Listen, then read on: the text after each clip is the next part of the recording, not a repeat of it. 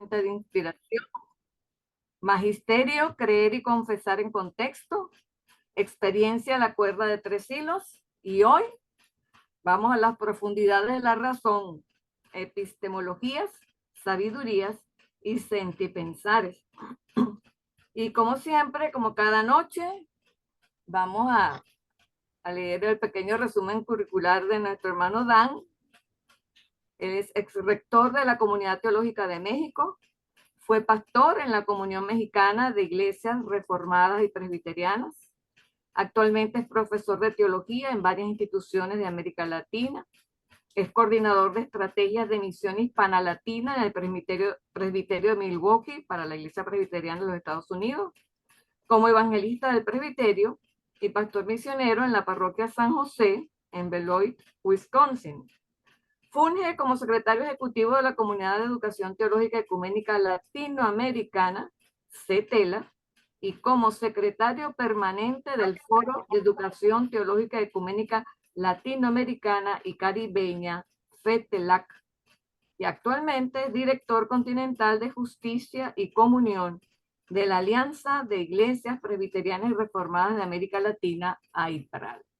Nuevamente, muy agradecidos a Dios por esta oportunidad de tener a Dan con nosotros y de disponer nuestros corazones, nuestros oídos y nuestras neuronas para lo que Él nos va a presentar en esta noche. Gracias, Dan. La palabra es tuya. Bueno, muchísimas gracias otra vez por la paciencia de acudir a esta última sesión de contenidos. Y yo les había o les tengo el ofrecimiento de una quinta sesión que sería más de pensar una, una propuesta eh, conjunta para algún tipo de iniciativa que pudiera fortalecer el trabajo pastoral y de liderazgos de la Iglesia Presbiteriana de Venezuela. Así es que esa quinta sesión es más de corte metodológico para sentipensar, vamos poniéndonos en tema para sentipensar después de estas 4 charlas que venimos construyendo en estos martes, pues una alternativa viable para la iglesia en lo concreto. Pero bueno, vamos a iniciar con esta última charla de contenido y si ustedes me lo permiten, entonces voy a compartir mi pantalla para iniciar como lo hemos hecho en estas 4 sesiones a través de la música.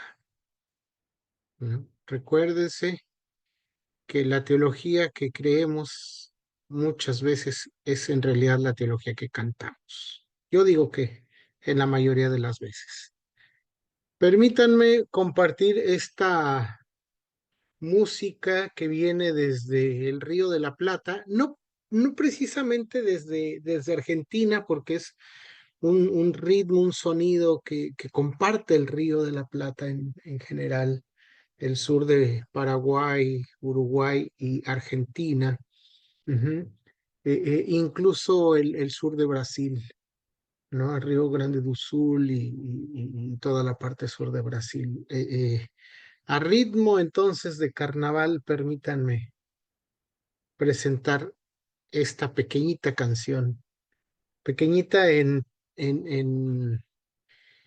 tiempo, es una doxología apenas, pero es enorme teológicamente y musicalmente.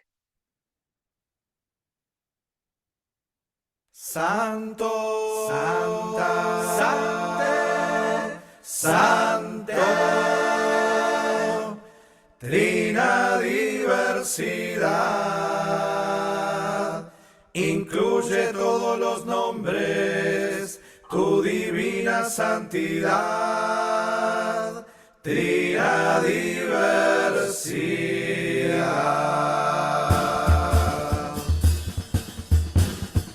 Abrazas, sanas y animas la vida que va vale la pena vivir y su más generosa es la huella a quienes no temen compartir la alegría de ser pueblo libre de toda forma de opresión, de ser como tu viento fuerte, fuego ardiente, fuego ardiente,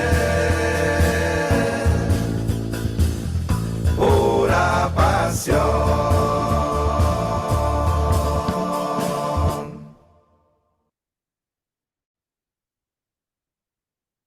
De nuestra red Crearte, una canción del 2021. ¿Sí se escuchó bien? Digo, ¿se escuchó Sí, correctamente? sí, sí, muy bien. Sí, sí, sí, yo. Hermosa canción. Esta canción es un milagro teológico.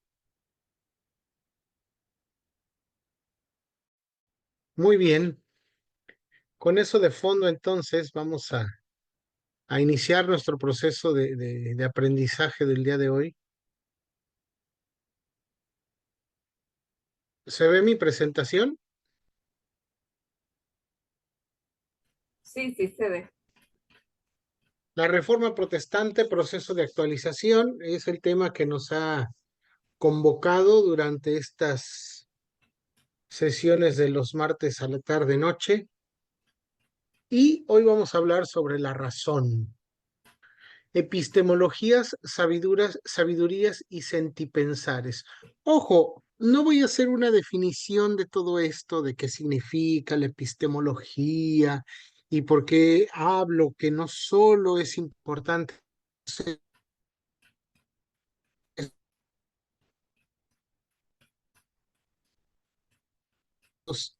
de construcción racional, hablando de episteme, ¿no? Y por qué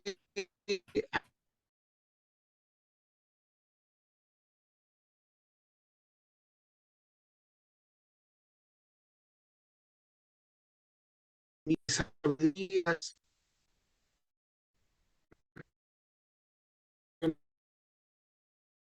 llamar filosofías,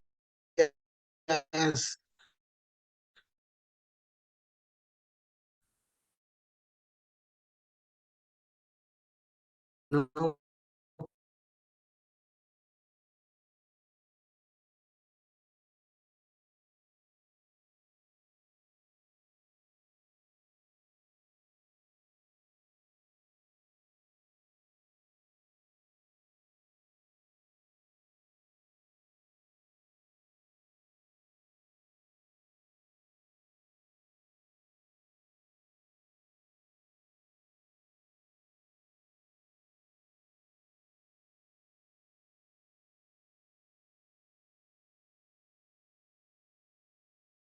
¿Se escucha?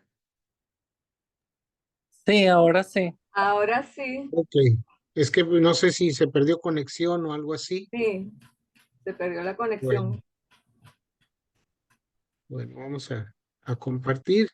Insisto en lo que venía diciendo, no voy a hacer una explicación en torno al concepto de episteme, ¿no? No voy a hablar tampoco particularmente sobre por qué las sabidurías ancestrales a veces no nos atrevemos a llamarlas filosofías o construcción del episteme, ¿no? Construcción del pensamiento, del saber, ¿no? Y preferimos manejarlo así, como sabidurías ancestrales, y de esta tremenda dupla entre el sentir y pensar, digo yo, entre el pensar con el corazón y sentir con la cabeza, ¿no? Más bien lo vamos a hacer de una forma práctica el día de hoy para hablar de la razón, teniendo como telón de fondo estas improntas de lo que significa precisamente eh, eh, tener en la cabeza quiénes somos y hacia dónde vamos. O como decía el filósofo mexicano, ¿a qué le tiras ¿A qué le tiras, mexicano? Bueno, voy entonces a iniciar este proceso de colocación de algunos pensamientos. Ujú. Hablando de la razón, ujú, y su impronta en la tradición protestante, en la tradición reformada o en la tradición evangélica, dependiendo de cómo ustedes reciban esto. La razón en el quehacer teológico del protestantismo tiene una importancia fundamental, aunque matizada según sus diferentes tradiciones, ¿no?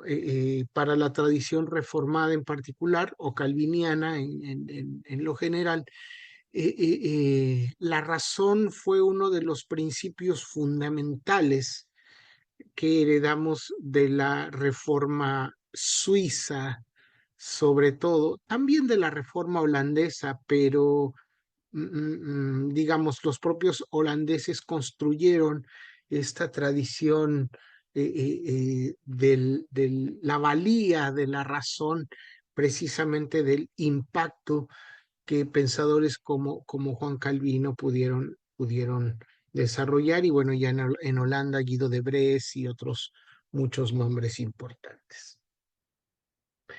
Para esto, permítanme entonces decir que desde mi perspectiva la razón es el alfa y la omega del quehacer teológico protestante, ¿no? Y al final de esta presentación ustedes se van a dar cuenta de por qué creo que la razón es el principio y el fin del quehacer teológico en la tradición protestante. Martín Lutero, aunque crítico del racionalismo puro, enfatizó la importancia del estudio racional de las escrituras. Sin él no hubiera podido el doctor Lutero trascender ese tremendo miedo que le atosigó durante una buena parte de la vida. Uh-huh.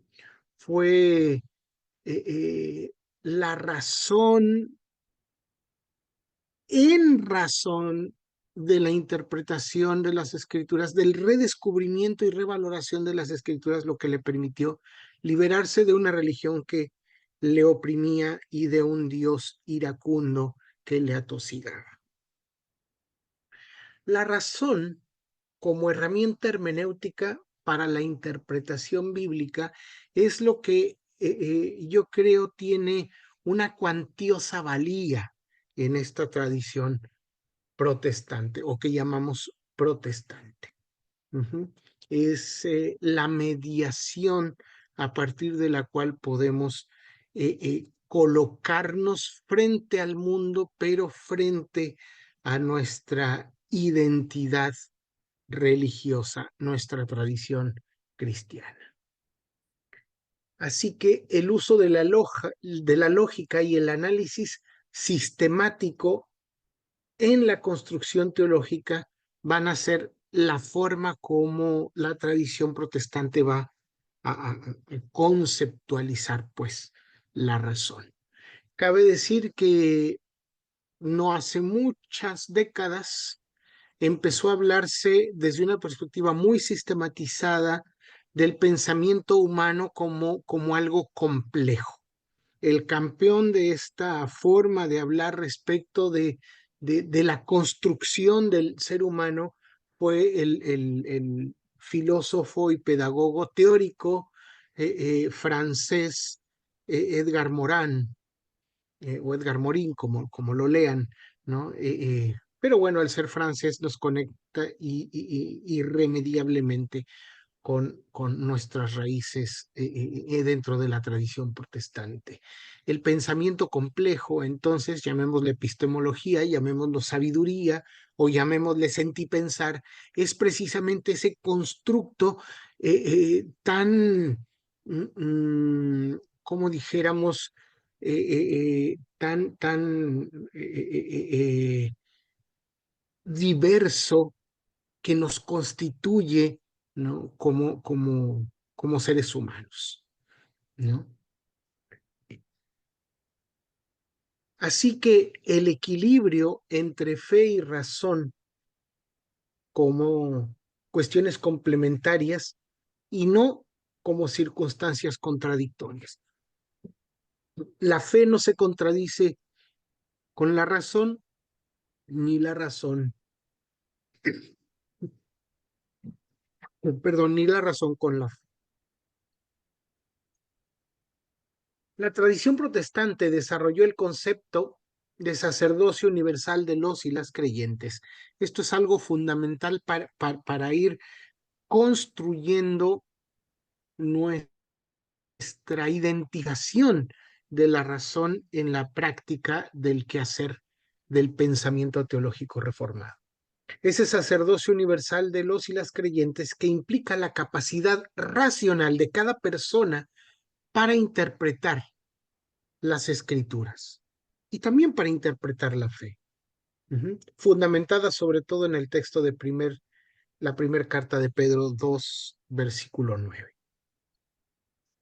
El vínculo entre el sacerdocio universal de los y las creyentes con la razón como herramienta hermenéutica, es decir, como herramienta de interpretación, representa uno de los pilares más significativos de la teología protestante.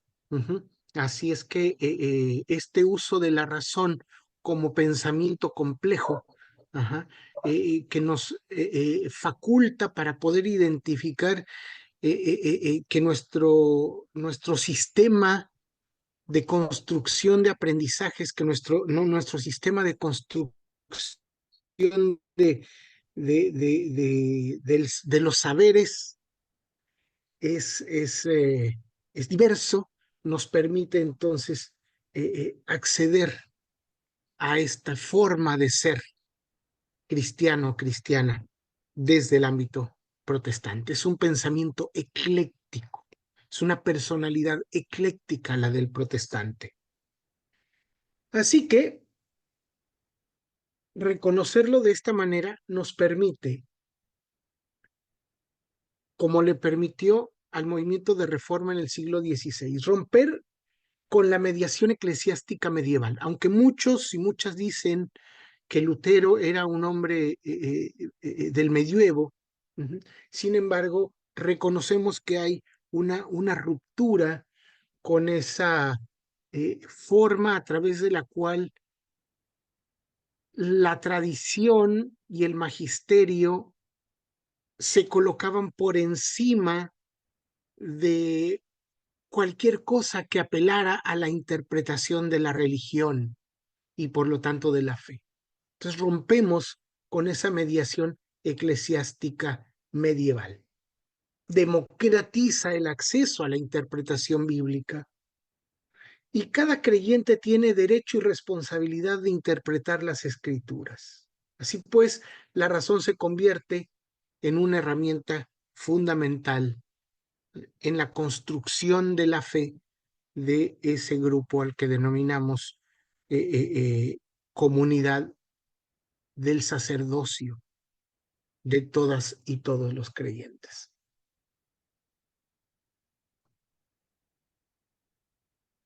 Y aquí es donde tengo que hablar precisamente de cómo planteo esta cuestión de entender la razón como el alfa y la omega del quehacer teológico protestante. Desde la tradición de la construcción teológica de América Latina, aunque esto no viene necesariamente de América Latina, más bien viene de Bélgica y pasa por la América Latina, empezamos a hablar de la construcción de la teología como un ejercicio de círculo de interpretación, círculo hermenéutico. Juan Luis II fue quien mejor teorizó al respecto desde la América Latina, aunque Luis Alonso Scheckel en España nos dio de forma muy sistemática contenidos importantes para comprender a qué nos referimos cuando hablamos del círculo hermenéutico. Juan Luis II habla del quehacer de la teología latinoamericana como un quehacer que irremediablemente requeriría un flujo circular, que parte desde donde estamos y cómo nos comprendemos para acceder a los misterios de la fe en la Escritura y así volver a nuestro lugar para que esas lecturas nos transformen. Yo coloco esta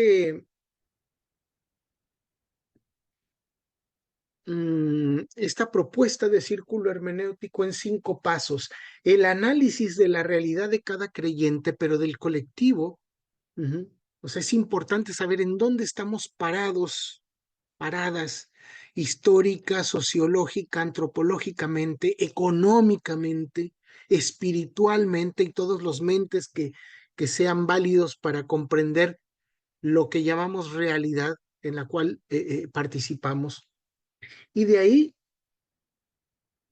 poder poder llegar a la Biblia con un análisis contextual del propio texto. Es decir, saber que hay una distancia que nos separa del texto y que entonces tenemos que ir a la comprensión de esa otra realidad. Así como hemos conocido nuestra realidad, así como tenemos un análisis de nuestra realidad, hacemos un análisis del contexto en su propio contexto. Hay una comprensión lingüística en ese proceso. Y entonces volvemos a nuestra realidad, a nuestra circunstancia y a nuestro momento en la vida para hacer una aplicación de lo aprendido en la escritura en la vida nuestra, en la vida cotidiana. Y a partir de ahí, hacer discernimiento espiritual. Es decir, una vez que hemos hecho una aplicación, podemos reiniciar ese proceso de sentipensar, es decir, de poder pensar con el corazón cómo es que transforma este proceso circular nuestra experiencia de Dios. Pero a lo que los teóricos llaman círculo hermenéutico, yo prefiero comprenderlo como una espiral hermenéutica. Porque no es que nos quedamos ahí, se cierra el círculo y se acabó. Yo concibo el discernimiento espiritual como ese cambio de dimensión. O sea, sí llega el círculo a un punto, pero ese mismo punto al mismo tiempo, cuando hacemos el discernimiento espiritual, nos separa y nos lleva a una segunda dimensión para volver a iniciar otro círculo que da vuelta y que al llegar al punto omega se vuelve otra vez un punto alfa y nos lleva a otra dimensión y entonces el círculo vuelve a empezar, pero no es que es una historicidad circular, porque va creciendo la experiencia en torno al discernimiento espiritual a manera de torbellino, como una espiral que crece y que se vuelve un tornado. Bueno.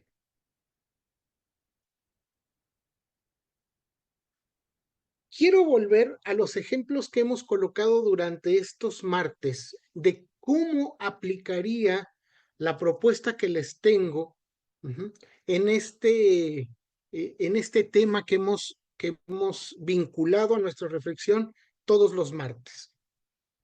El tema de la justificación por la fe. Lo hablamos desde la Biblia, luego lo trabajamos desde el magisterio, hablamos de ello cuando tocamos el tema de la tradición, y hoy quiero hacerlo desde la razón, tratando de ejemplificar esta espiral hermenéutica de la cual les estoy hablando. Así es que permítanme, voy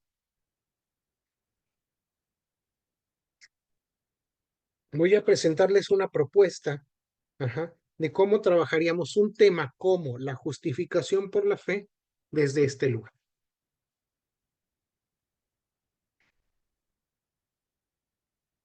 justificación por la fe en horizontes para su interpretación contemporánea.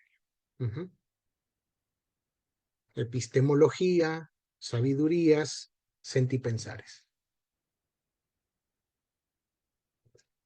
Los tiempos urgentes de hoy prohíben enfrascamientos en discusiones teológicas abstractas e interconfesionales, que no conducirían a la recreación del mundo y de una humanidad solidaria que lucha para que todos sus habitantes tengan derecho a vivir dignamente. Vaya, nos hemos dado un lujito de ponernos abstractos en estos martes. Sin embargo, no creo que haya sido solo abstracción. Una discusión teológica especulativa sobre si la salvación es por fe o es por obras es buena, pero tiene poca relevancia hoy. Porque lo que a las personas de hoy conviene saber es si la justificación tiene algo que decir a los pueblos donde una gran parte de la gente ha sido condenada a perecer gratuitamente en la miseria y la marginación, justamente por la falta de méritos. Por eso tenemos que hacer interpretación de la realidad desde la cual partimos para preguntarnos sobre la justificación de la fe, la justificación por la fe, hoy día en pleno siglo XX. Les pregunto, pregunta inocente número 1 de hoy. ¿Cuáles son tus principales problemas en la vida? En una o dos palabras, respondan. Abran su micrófono y compártanos. Si su problema es muy grave y no lo quiere comentar, está bien, pero digamos los problemas comunes del día a día.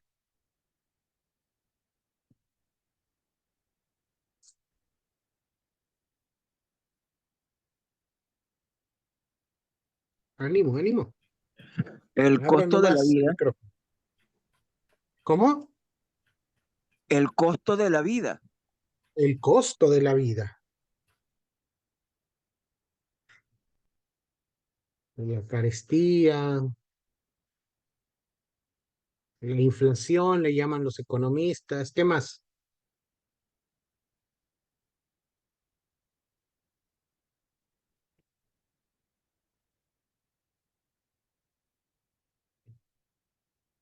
¿No tienen problemas La en la vida? luz, la economía. La luz, pagarla y que de pronto se nos va, ¿no? La energía. La inseguridad, dice Barbarita, en las calles, a veces no solo en las calles, Bárbara. La pandemia de COVID nos enseñó que muchas veces la violencia y la peor violencia que se vive está también dentro de casa. Pero sí, la inseguridad. ¿Qué más?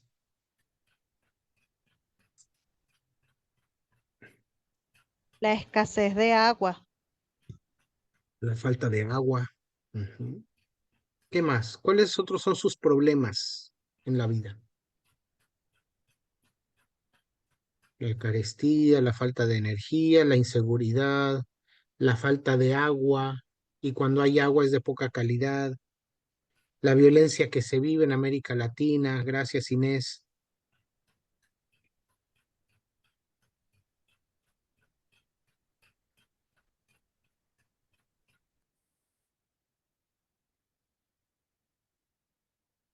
Muy bien. Bueno, esos son algunos, apenas algunos de los problemas que tenemos en la vida. Hoy importa comprender cómo la justificación puede ser pertinente para nuestros contextos, en el cual muchas personas luchan contra un mecanismo mortífero legitimado por leyes que conducen a la esclavitud y a la muerte gratuita por la exclusión económica, social y cultural. La marginación y la falta de derechos de una multitud desafía la comprensión usual de la justificación por la fe. al considerar la vida amenazada de la gente excluida, el tema de la justificación pasa necesariamente por otra lógica distinta a la conocida, es decir, a la afirmación secas de que Dios justifica a la persona pecadora. Dicho de otra manera, esto que fue liberador para Pablo, que fue aún más liberador para Lutero, Dios justifica a la persona pecadora. ¿Qué sentido tiene para nosotros hoy? Porque las personas excluidas viven en una historia concreta en la cual son las primeras víctimas del pecado. Y no son las únicas víctimas, pero sí las primeras y las más visibles. Los seres humanos tienen rostro concreto, situación, color y sexo concretos, corporalidades concretas con las cuales pensamos, con las cuales construimos nuestro pensamiento complejo, nuestras sabidurías eclécticas. La justificación por la fe debe atravesar esta situación social y cultural.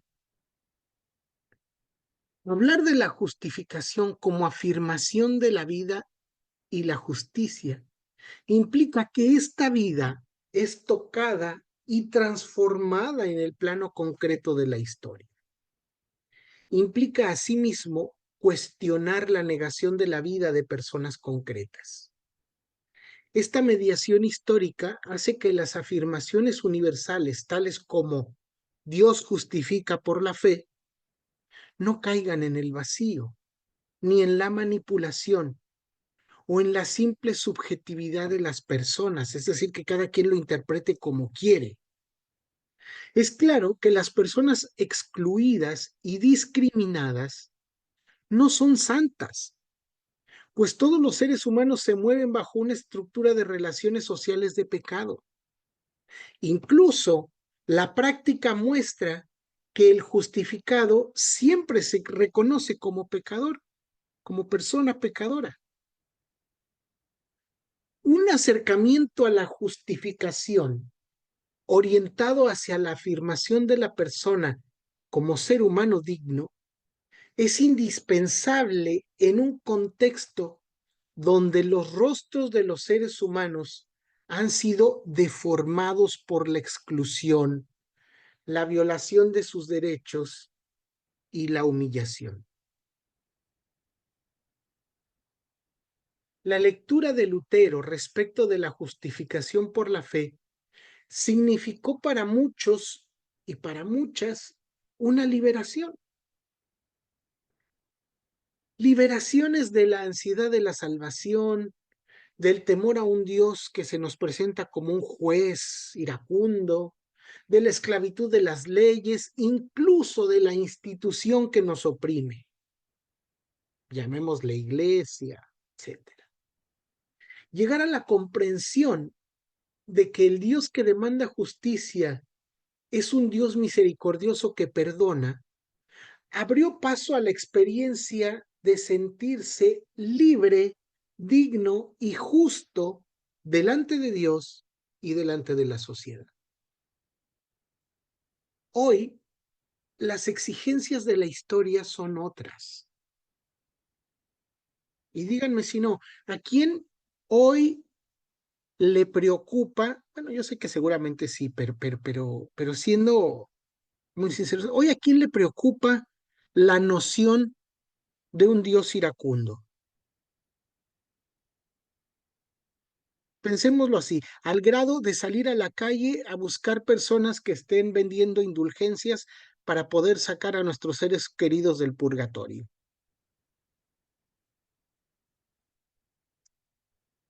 Lo que está en juego hoy es la exclusión del acceso a la vida digna de millones de seres humanos, debido al actual orden socioeconómico internacional y a una cultura dominante que tiende a discriminar a las mujeres, a los migrantes, a las personas indígenas, a quien es diferente por cuestiones de opción sexual, etcétera, etcétera, etcétera.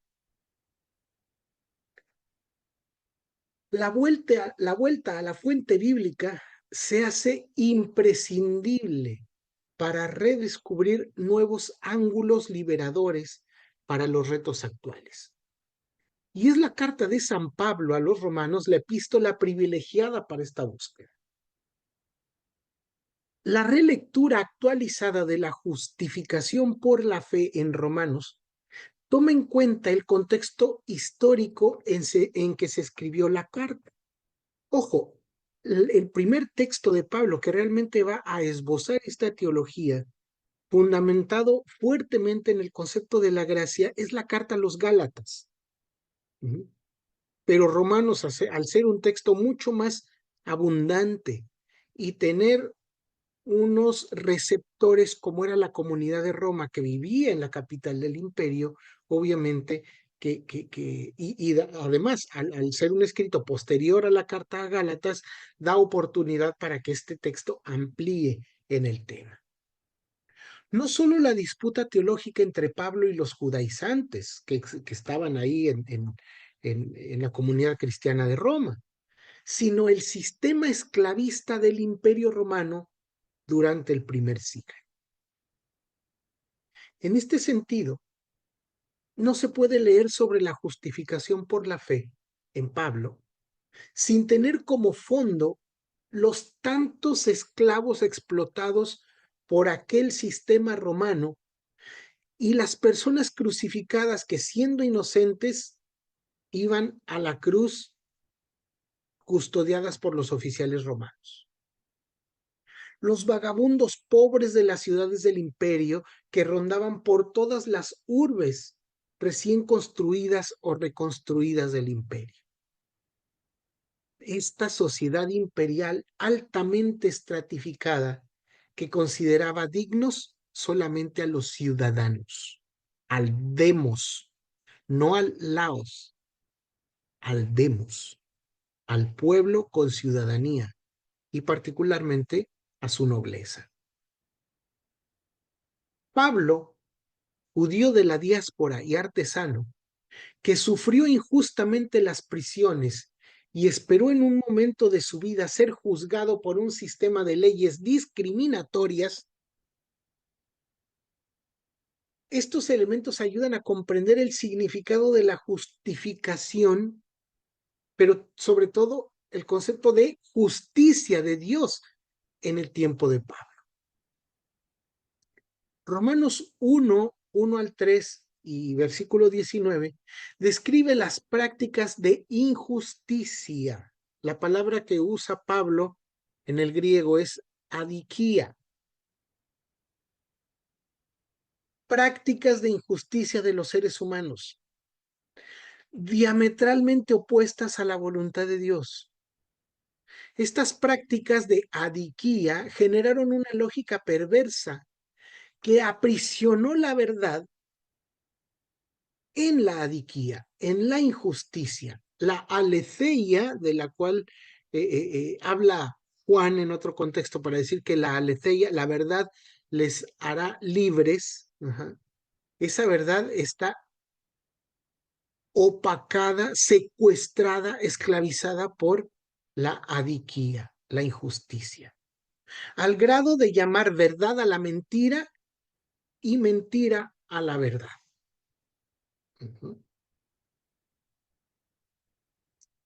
Esta lógica condenó a todos los hombres y mujeres a su sometimiento. Pablo la comenzó a nombrar de otra manera, a la adiquía, y a esa lógica de llamar verdad a la mentira y mentira a la verdad, le empezó a llamar amartía, pecado. Y esto lo hace a partir de Romanos 3, 9. Por eso se reveló la ira de Dios, orgeteu, ahí en el capítulo 1, 18. La ira de Dios viene en razón de la injusticia, a la que luego vamos a llamar, según Pablo, amartía, pecado. La ley de los judíos, don de Dios para cumplir la justicia, había sido cautiva también por la amartía, por el pecado, y reducida a la impotencia de la carne, según Romanos 8:3. Por eso tampoco podía ser una respuesta eficaz a una realidad invertida, pues el pecado actúa a través de la ley. Opera a través de la estructura y su ley vigente. El problema fundamental era que no había ni un justo. Nuestra Reina Valera dice que no había ni aún uno justo. Ajá. No hay ni uno justo, ni un dikaios, capaz de hacer justicia para transformar la realidad. Dios, para ser justo y fiel a su creación, y fiel y misericordioso con las personas débiles, tiene que intervenir con una justicia y un poder distinto y superior al del pecado reinante. Esta va a ser la perspectiva escatológica, por no decir apocalíptica, del cristianismo primitivo. El cristianismo primitivo es totalmente apocalíptico. La apocalíptica, la perspectiva escatológica, tendría que ser la mediación para comprender todo el Nuevo Testamento. Así pues, entonces, tiene que intervenir con una justicia y un poder distinto y superior al del pecado reinante, Dios, ofreciendo nuevas alternativas de vida para todas las personas. Solo así puede mostrarse como un Dios justo y no olvidadizo ni sordo al clamor de la creación entera, sobre todo al clamor de las personas excluidas, víctimas en extremo de la injusticia. Así, entonces, vamos a encontrar dos dificultades en una misma situación. Por un lado, el poder del pecado estructural que esclaviza a toda la humanidad. Y por otro lado, la imposibilidad de los seres humanos de hacer la justicia a causa del aprisionamiento de esta. La justicia está cautiva. ¿Cómo rescatarla?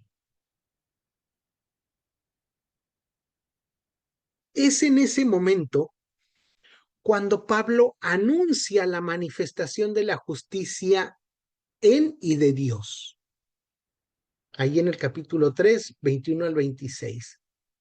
Y lo presenta como la aparición de otro aion, radicalmente superior y diferente, una nueva era. O como lo dice nuestro sentipensar contemporáneo, otro mundo posible. Se trata de la irrupción de Dios en la historia, mediatizada ahora por la vida liberadora de Jesucristo. Si Israel con su ley no pudo llevar adelante los planes de Dios, Jesús de Nazaret sí lo logró por su fe. En este contexto, es en este contexto que se da el evento de la justificación. Otra vez, si Israel, que había sido, ustedes acuérdense bien, había sido llamado a convertirse en un pueblo de sacerdotes para toda la humanidad. Si Israel con su ley no pudo llevar adelante los planes de Dios, quien sí pudo, nuevo Adán, otra vez para volver al mensaje de Romanos, Jesús de Nazaret sí lo logra por su fe, porque Jesús es un hombre de fe. Antes de ser Dios, es un ser humano y tiene fe. Y en ese contexto es que se da el evento de la justificación. En esta buena nueva, en esta buena noticia, leemos tres grandes noticias en realidad, que debieran alegrarnos, según lo dice el Apocalipsis 1, del 1 al 3. Bienaventurados los que lean y escuchen las palabras de esta profecía, ¿no? Esas tres buenas noticias son, primero, la justicia de Dios se ha manifestado. Segundo, esta justicia es factible porque es un don de Dios que ya se ha revelado en la historia mediante la fe de Jesucristo.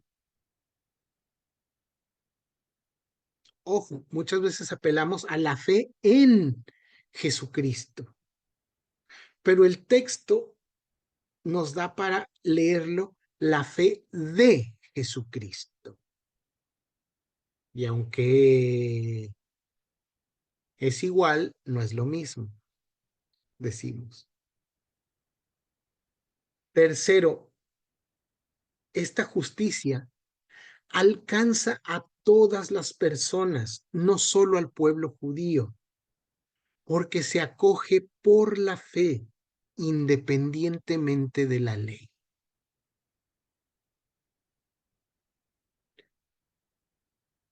Pregunta crucial o pregunta inocente número 2 para ustedes. ¿Cómo se manifiesta esta justicia? Bueno, como sé que lo van a estar rumiando, yo por lo pronto daré alguna palabra provisional. Jesús es iniciador y consumador de la fe en la lucha contra el pecado. Su fe, la de Jesús, tiene carácter soteriológico. Soterían significa salvación. Por eso Jesús es llamado Soter, Salvador. La fe de Jesús tiene carácter salvífico. Provee las bases para la fe de otros, que por el don del Espíritu pueden ser, que por el don del Espíritu puede ser como la fe de Jesús. Por eso decía yo, no solo la fe en Jesús, sino la fe de Jesús.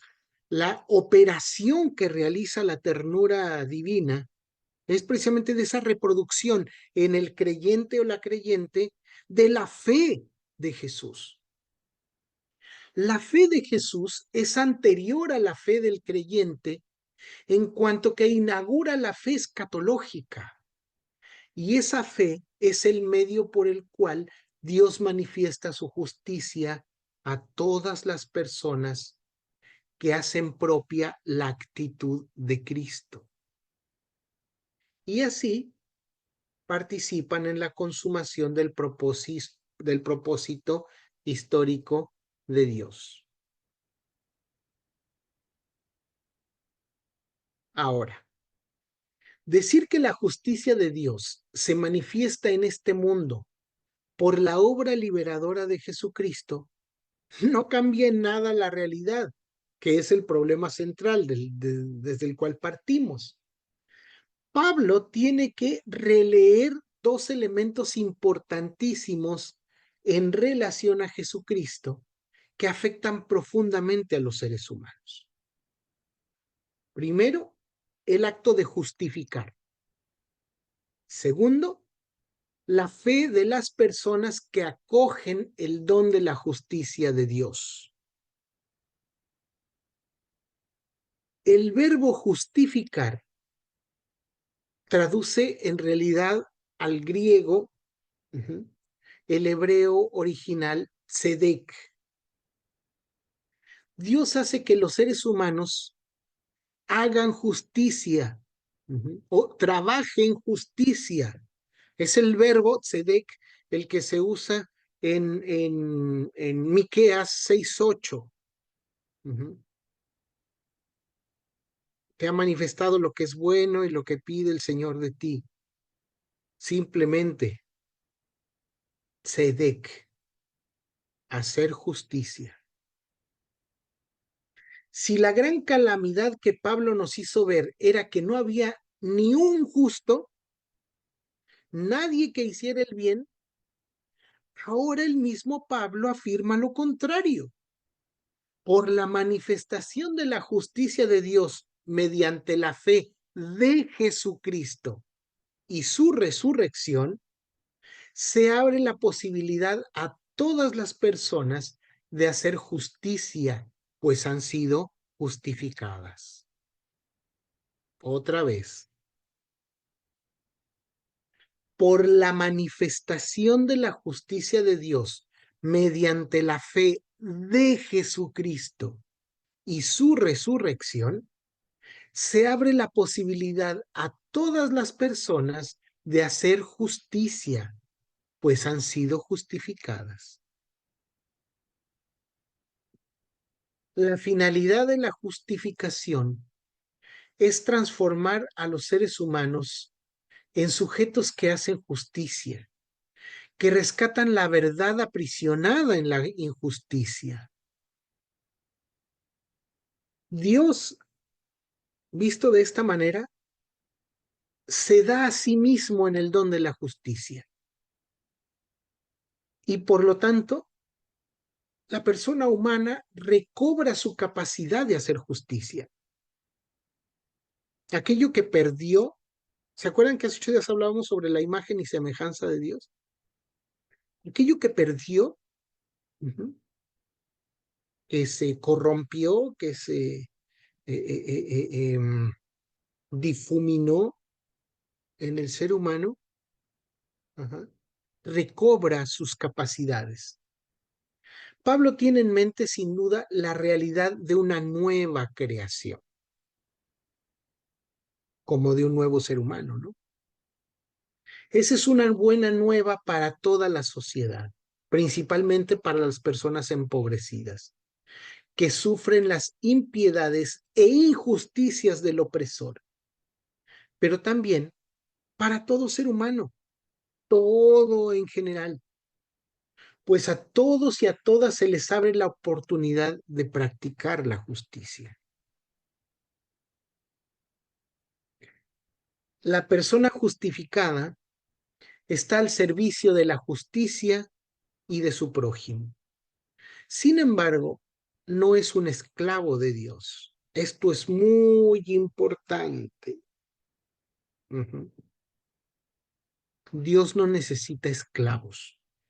Quien necesitaba esclavos era el César. El reino de Dios, o el reinado de Dios, mejor, para no identificarlo con un sistema o con un espacio geográfico, sino como un proyecto. El reinado de Dios no necesita de la esclavitud. Quien necesitaba esclavos era el sistema de patronazgo del imperio.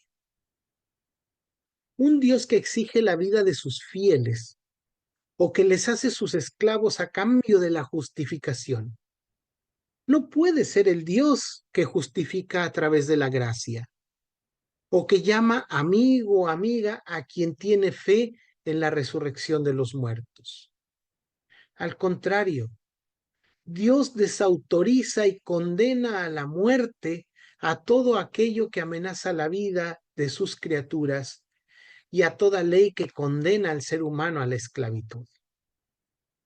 La gloria de Dios está en ver a sus hijos e hijas madurar en libertad y justicia a la estatura del primogénito por la fe.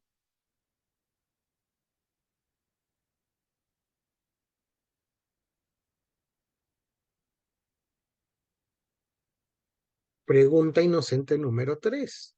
Déjenme, tomo un traguito de agua.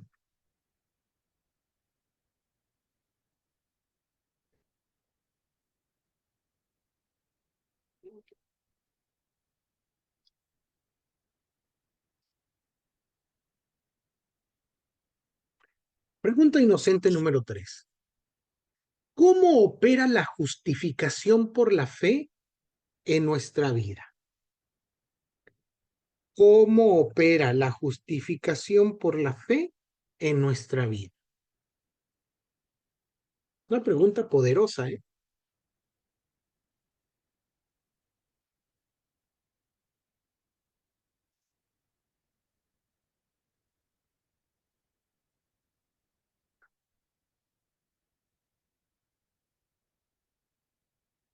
Iba a ir a las conclusiones para tratar de responder un poco esto, pero me gustaría mejor escucharles. Después de todo lo que hemos dicho,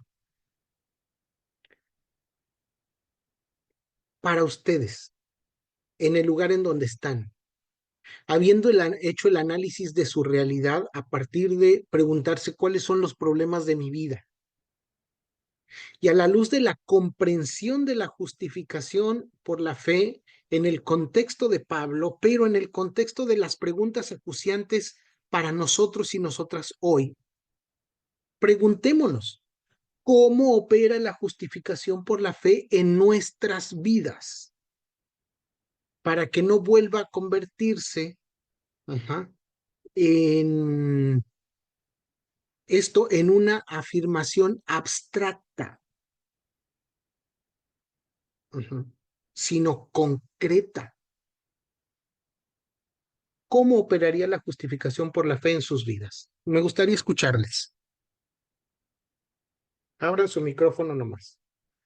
No importa que no tengan una respuesta, sino más bien que pensemos juntos. Obed.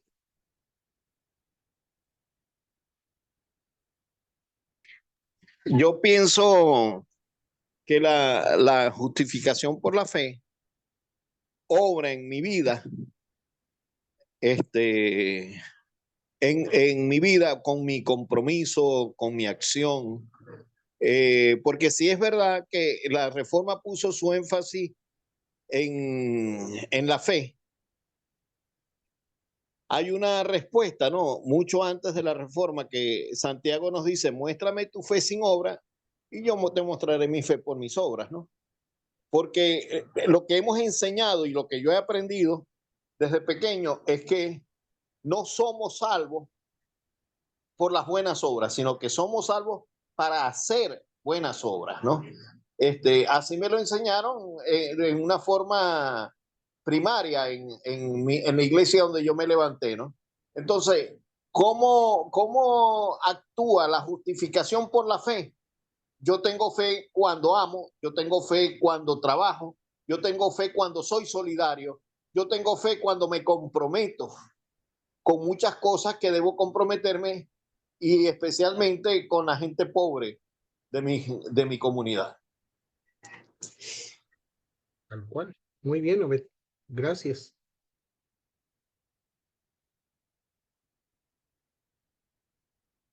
¿Alguien más?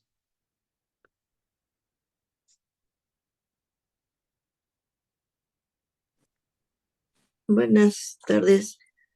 Yo pensaba en el macro cuando ahorita la gente es valuada por lo que usan de ella, porque tienen valor de utilidad, porque tienen valor si tienen.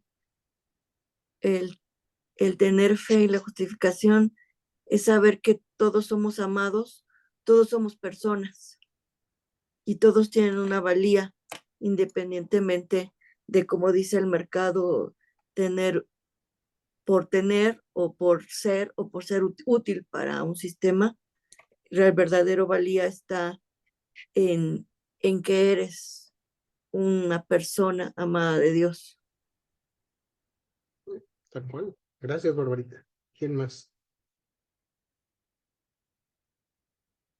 Por aquí escribió, permítanme, leo lo que escribió acá Inés. Dice, debemos leer la Biblia para tener el conocimiento y la comprensión de la palabra de Dios, seguir las enseñanzas de Cristo. Y Ariana dice, cuando confiamos en que se hará justicia. Wow. Esa frase simple, esa oración simple, confiar en que se hará justicia, no es simple, ¿eh? es profundo.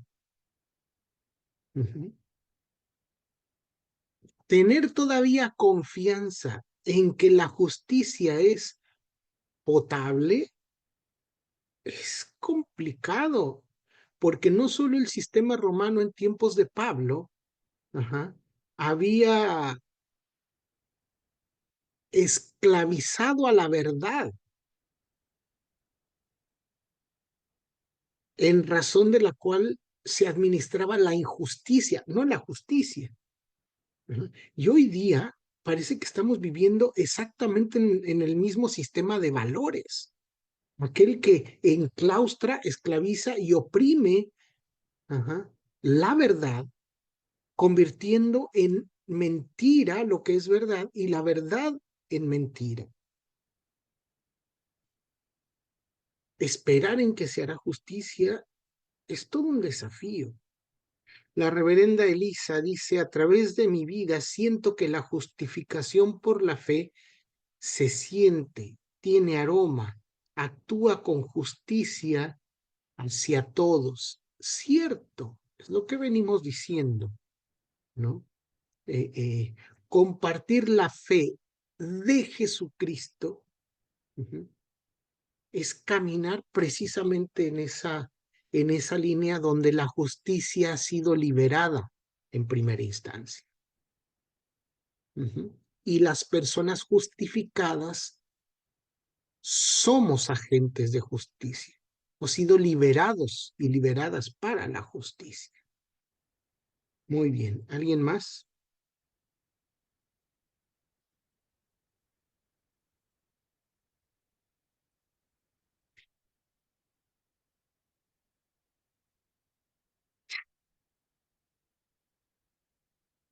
Bien, entonces podemos ir concluyendo algunas reflexiones. Permítanme.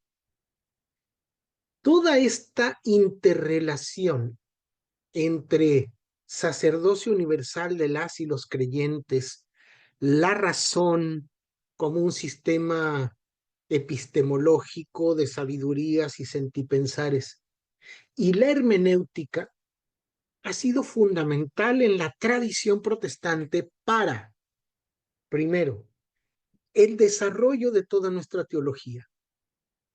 Segundo, la formación de una identidad religiosa más consciente y reflexiva, no para lo abstracto, sino para liberar el potencial, valga la redundancia, liberador, o vamos a ponerlo así, para liberar el potencial salvífico, sanador, rescatador de la justicia divina. 3, el empoderamiento de los y las creyentes en su vida de fe. Esto es muy importante, sumamente trascendente. No podemos seguir construyendo, ajá, feligresías, hablo por los que somos pastores y pastoras, construyendo feligresías codependientes. Uh-huh. Feligresías, como dijo Eric Fromm, con miedo a la libertad. Uh-huh. Bueno.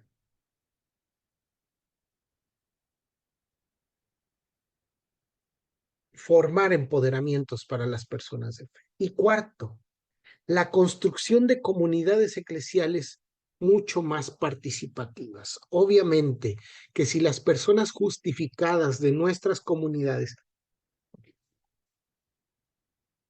asumen su liderazgo, este poder del Espíritu, de la ternura divina que les permite ser agentes de liberación, tenemos comunidades mucho más inclusivas y participantes.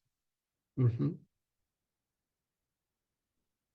La razón en este contexto, desde el cual me he situado en esta tarde-noche, no se entiende como una facultad autónoma que opera independientemente de la fe, sino como un don divino que, iluminado por el Espíritu Santo, permite a cada creyente acercarse a la palabra de Dios de manera responsable y significativa.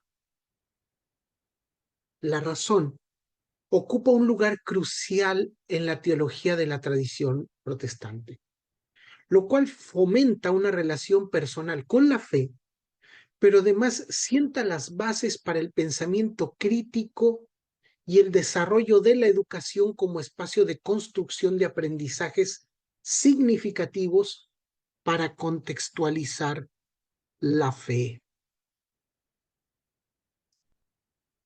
Dicho de esa forma, entonces yo coloco estas reflexiones, estos pensamientos para que ustedes los tomen, ¿no?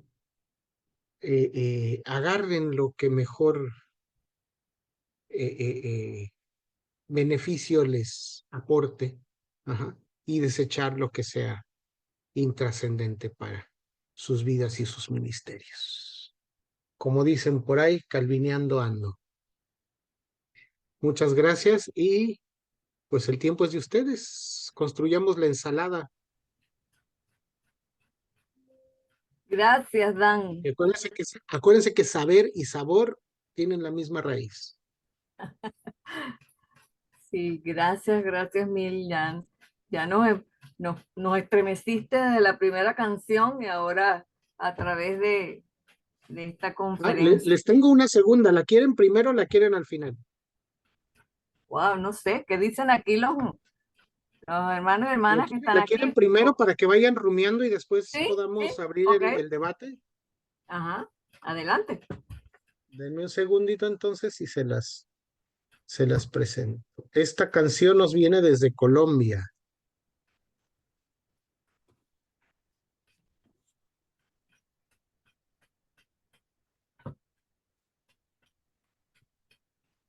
Permítanme.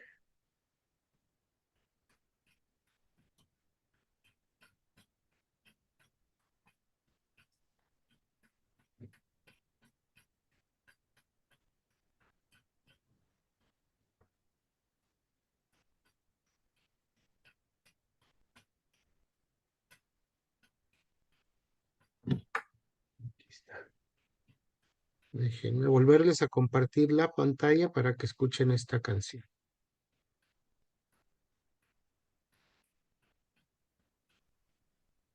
¿Sí ven una lámpara ahí? Sí.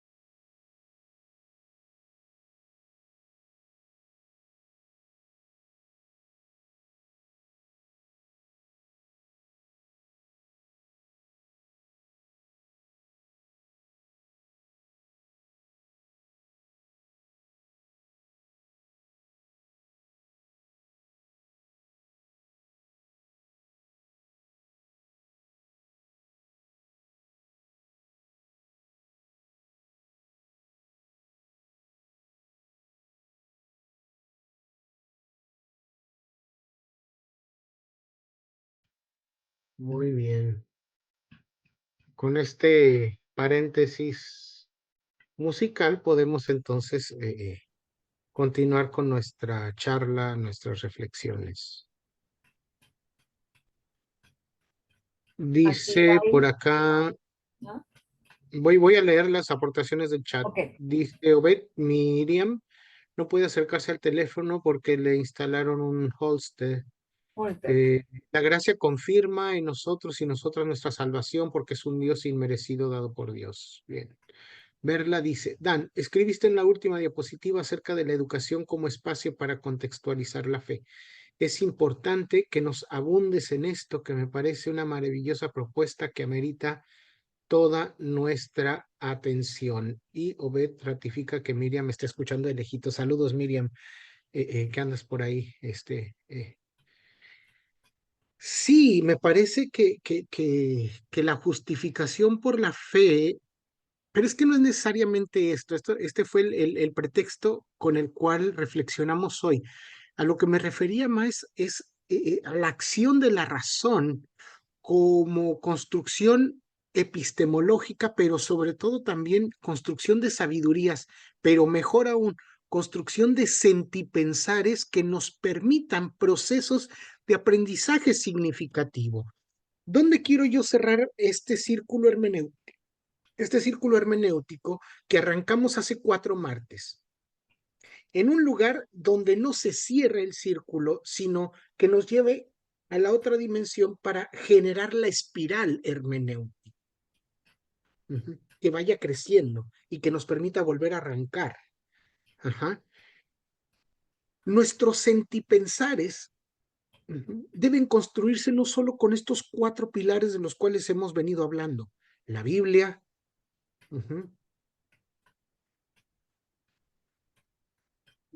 el magisterio, la tradición y la razón. Estos 4 pilares. En razón de conocernos como personas que necesitamos construir aprendizajes significativos desde la complejidad de nuestro de nuestra integridad humana.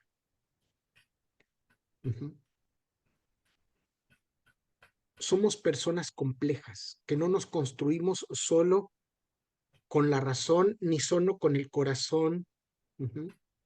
Somos personas complejas, nuestro pensamiento es complejo, insisto. Edgar Morin nos ayuda a no comprender, pero sí a ser sensibles a esta circunstancia a través de la cual nos construimos como persona humana.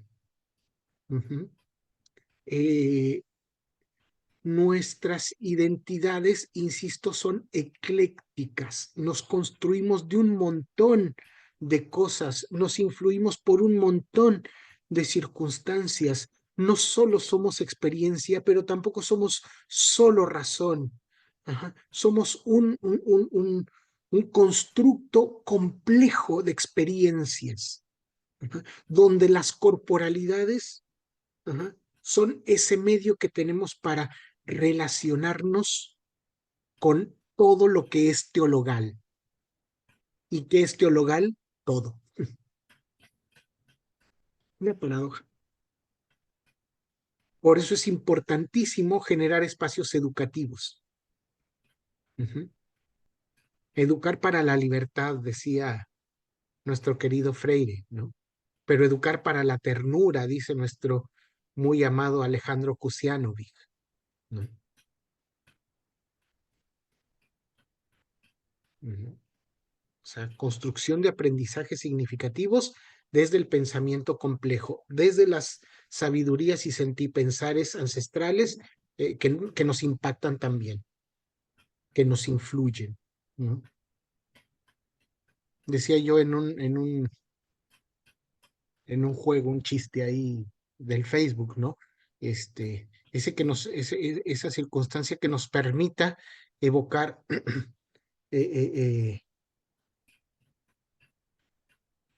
evocar el que seamos, bueno, en mi caso, ¿no? Que me considere heredero de las brujas, ¿no? De esas brujas que por sus saberes eran llevadas a la hoguera, ¿no? Por atreverse, por esa capacidad insurrecta, ¿no? De construir saberes, ¿no? De construir alquimias de conocimiento. Ujú. ¿Y qué más? ¿Qué más podemos decir? Abran su Dan, micrófono. Dan, aquí Expresen sus Ariana, preocupaciones. Ariana puso un mensajito más arriba que decía muchas gracias. Hay mucho que pensar y digerir. Yo quería hacerte un comentario, Dan. Primero darte las gracias. Yo creo que es primera vez en mi vida, y mira que tengo ya bastantes años, y prácticamente nací en esta iglesia presbiteriana, que alguien me explica, porque lo asumo para mí, con tanta claridad lo que es la justificación por la fe de Jesucristo. Y me parece que la palabra clave que tú has marcado en mi vida hoy es la palabra injusticia. El pecado como injusticia, no como una cosa ahí esotérica, abstracta, espiritualizada. Y otra palabra clave para mi vida es lo que dijiste en la semana pasada. Tengo que recuperar mi imagen de Dios, pero esa imagen es la imagen de hacer justicia y amor. Yo creo que si nosotros trabajáramos eso, wow, muchas personas entenderían quizás mucho mejor y volverían a experimentar esa alegría de Lutero y los reformadores, de sentirse liberados de tantas cargas, ¿no? De tantas cargas, no solamente económicas, sino hasta religiosas que le hemos impuesto. Así que gracias mil, porque en mis 75 años de edad puedo decir que hoy he comprendido y me siento plenamente identificada con esa explicación y eso que nos has compartido, la justificación por la fe de Jesucristo. Gracias, Loida.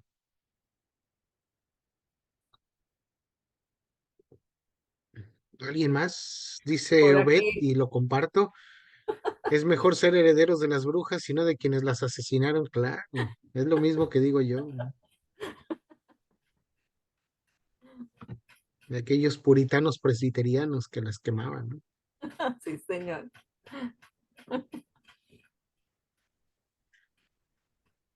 ¿Alguien más? Sí, el evangelio es claro, ¿no? Dice, conoceréis la verdad y la verdad los hará libres. No hay libertad sin conocimiento. No hay libertad sin educación. Los dictadores no le temen a la gente que lee, sino a los que leen con conciencia de clase, con conciencia y con deseos de ser libres, ¿verdad? ¿No? Y la educación juega un papel primordial. Y no solamente la educación formal, ¿no? Sino la educación que tenemos desde el hogar. Es fundamental para comprender a un mundo otro, ¿no? A un mundo otro, porque nosotros somos producto de esos valores y principios que nos enseñaron en nuestros hogares, ¿no?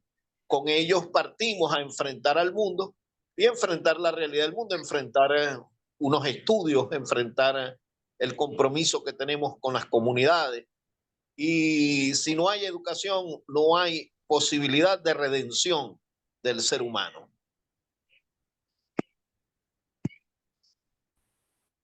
Totalmente de acuerdo, Ben. Gracias.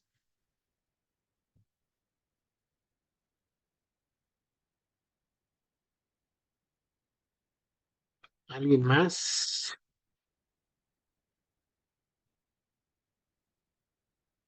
Pregunto, porque creo que lo olvidé por ahí. Les compartí el PowerPoint de la semana pasada, o ese no se los compartí. Sí, sí lo compartiste. Creo que sí. Ah, bueno. Entonces Sí. solo faltaría el de esta semana. El de Tienen esta los otros semana. 3. Sí, Sí. falta el 4. Ok, ok.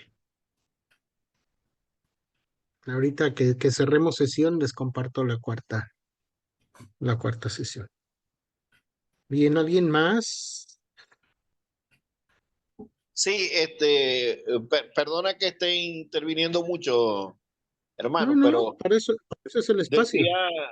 decía nuestro Simón Rodríguez, un educador que educó a Bolívar, ¿no? O erramos o perdemos, ¿no? Y el proceso de educación es un proceso de cometer errores, ¿no? De aprender en base a las equivocaciones para poder tener logros, ¿verdad? Y entonces decía Simón Rodríguez, o inventamos o erramos. Hay que inventar. Y inventar es parte de todo ese conocimiento, de todo ese bagaje de conocimiento que va a crear un metaconocimiento, un conocimiento más allá y que está centrado en la libertad del ser humano, ¿no? Hay un elemento que hemos descuidado muchos, inclusive nosotros los protestantes, que es la educación. Solamente en la zona capital las iglesias presbiterianas mantienen colegios y mantienen entidades educativas. En el occidente la hemos perdido y la iglesia ha entrado en crisis. No porque hagamos proselitismo dentro de los colegios, sino porque realmente la labor de la iglesia ha sido siempre pedagógica, ha sido siempre didáctica, ¿no? Y tenemos que recobrar eso en nuestras vidas. Así aprendimos con gente que nos enseñó, pero que nos enseñó desde su propia experiencia, para que nosotros aprendiéramos a tener nuestras propias experiencias.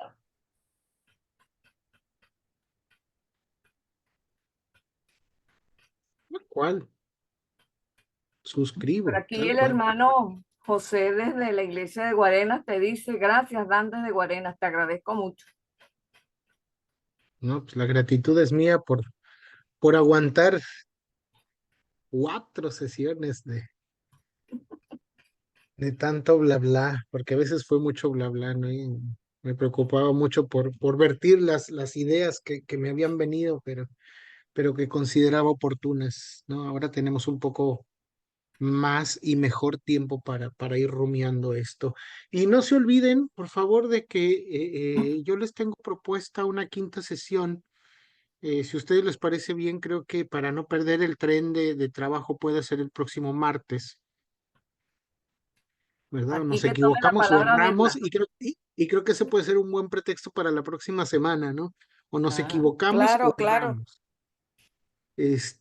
Atrevernos a construir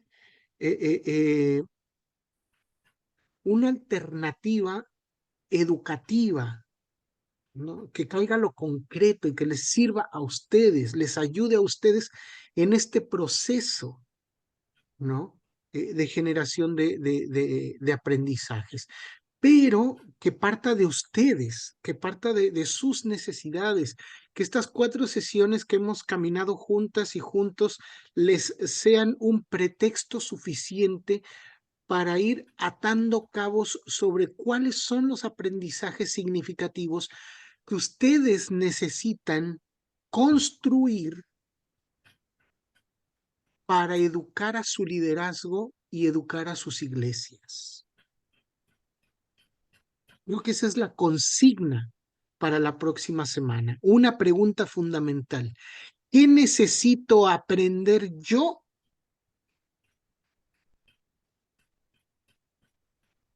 para motivar un efecto multiplicador de aprendizajes en mi iglesia? Cuando hablo de mi iglesia, hablo de mi comunidad local, pero también de mi iglesia nacional, ¿sí? ¿Qué necesito aprender yo para generar un proceso multiplicador de aprendizajes significativos para mi iglesia? Creo que debemos llevarnos esa consigna para rumiarla toda la semana y que vengamos con respuestas el próximo martes acá. Porque en razón de las respuestas respecto de esos aprendizajes que necesitamos construir, es que podemos incluso generar una alternativa de programa académico para nuestra iglesia. Que pueda ser más sistemático, no importa si dura un cuatrimestre o menos o más, pero que sea lo suficientemente robusto para que les permita construir iglesia desde estos 4 fundamentos de los cuales hemos hablado en estas sesiones.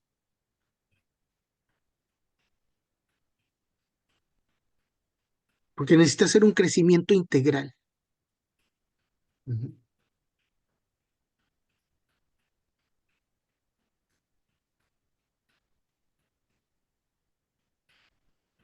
Gracias a Inés, a Elisa, por sus comentarios.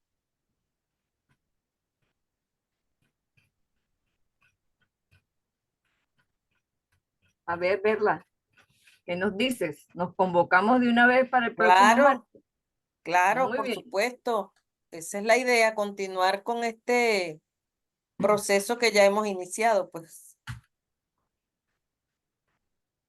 Entonces, venimos el próximo martes con esta pregunta que nos ha dejado Dan trabajando en nuestras mentes, ¿no?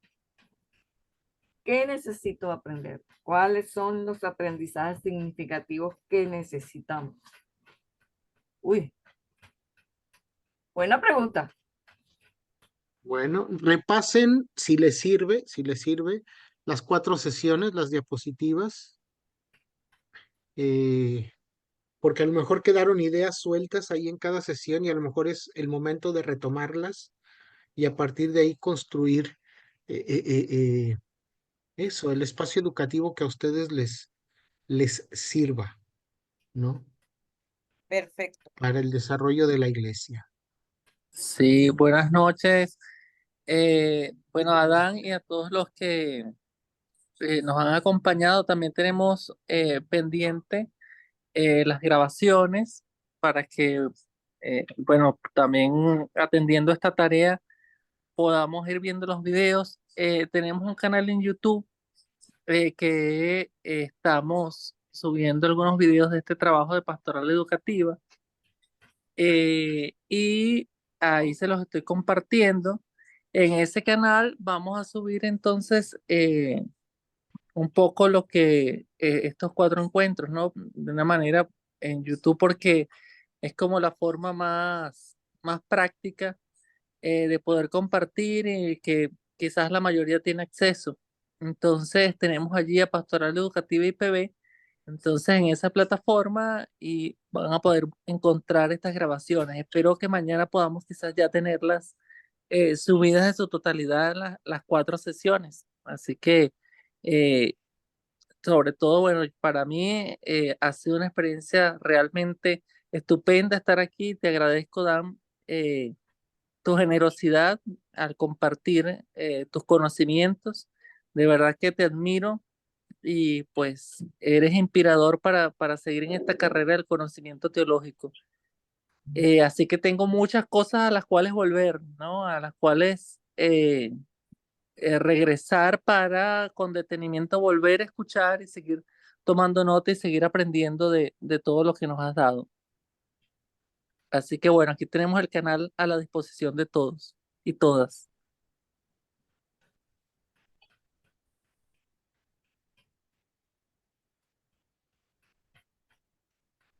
Gracias, Julio. Por aquí ya algunos mensajes también. Carlos dice agradecido por este tiempo tan enriquecedor. Bernice 7A, que creo que es el profesor Yungano, dice muy buenas noches. Definitivamente han sido 4 días que hemos tratado temas que debemos sentarnos a pensar y reflexionar, tanto en nuestra vida diaria como en la parte educativa. Bendecida noche. Bueno, ya son las 8:45. ¿Alguien más quiere hacer algún comentario, alguna reflexión? Si no, les invito a que abran sus camaritas para que nos veamos las caras y nos despidamos hasta el próximo martes. ¿Qué les parece si abrimos las cámaras y nos despedimos?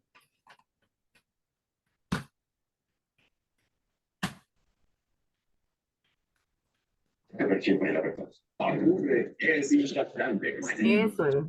Y quizás, bueno, Julio tenía un problema de electricidad en su casa, pero es muy probable que nos pueda tomar de nuevo una foto en esta 4ª sesión. Yo no sé, Julio, si nos puede tomar una foto.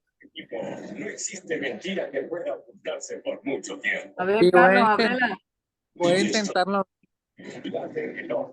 Yo ando horrorosa porque estoy enferma desde el domingo.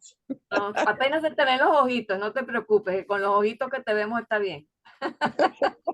No sé, por ahí pueden abrir su... Saludamos a la profesora Inés desde Costa Rica, ¿verdad, profesora? Bárbara, por tu acento creo que estás en México, ¿verdad? Ah, ¿viste? Hola, buenas noches. Buenas noches. Hoy Doña espero que Ana todos Julia. estén bien. Sí, estoy en Costa Rica. Creo que el Ah, qué profesor bueno. Dancy se dio cuenta de que había alguien que no era de Venezuela y bueno, yo insistí en continuar, bueno, con el permiso de Julito, no crea que No, hice ese adelante, permiso de aquí todos. Julito para participar y bueno, y escuchar y tomar nota.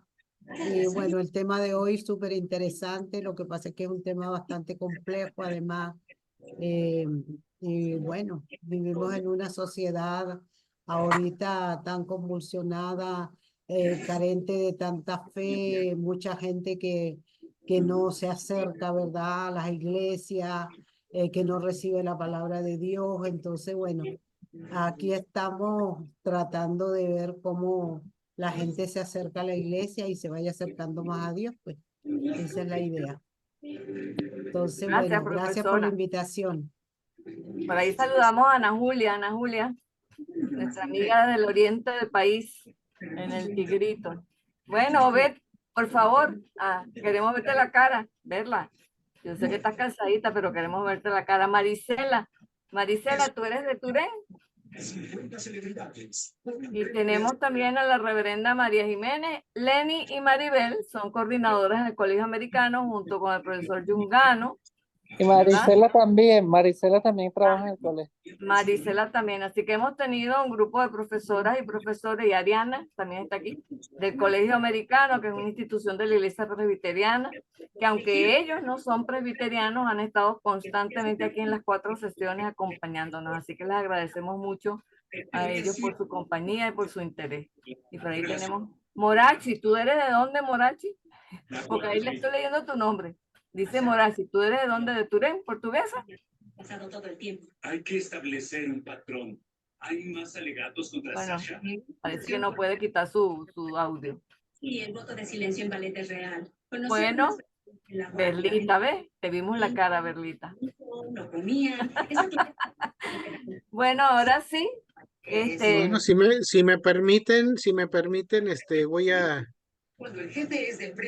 transmitirles por última vez esta canción con la que empezamos, porque creo que algunos no la escucharon. Sí, buenísimo. Creo que hay Vamos, tiempo. adelante. Con eso nos despedimos. Muchas gracias y buenas noches. Y Uriel también, que está por ahí, escondidito.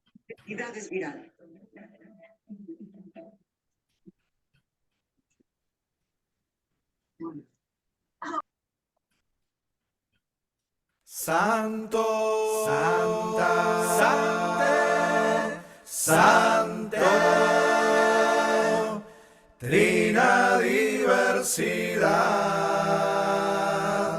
incluye todos los nombres, tu divinidad. divina santidad, trina diversidad.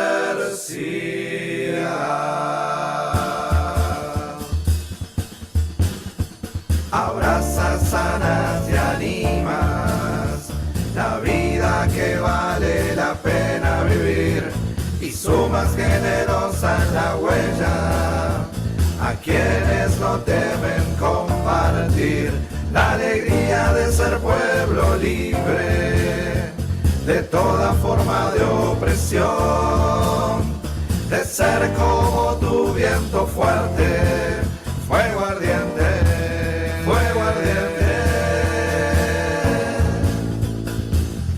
pura pasión.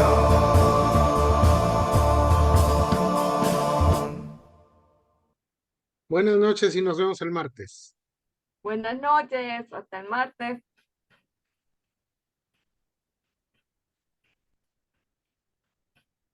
Buenas noches.